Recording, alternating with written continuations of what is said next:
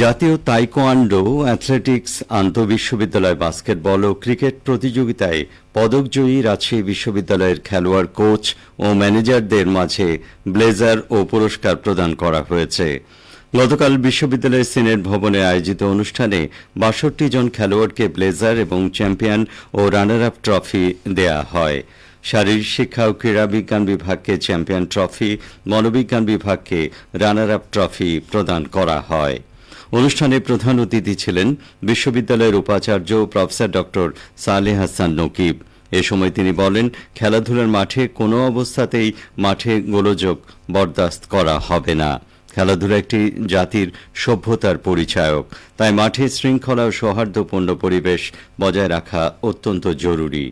অনুষ্ঠানে বিশেষ অতিথি ছিলেন উপাচার্য প্রফেসর ডক্টর মোহাম্মদ ফরিদউদ্দিন খান, কোষাধ্যক্ষ প্রফেসর ডক্টর মোহাম্মদ মতিয়ার রহমান এবং শারীরিক শিক্ষা বিভাগে ভারপ্রাপ্ত পরিচালক রোকসানা বেগম।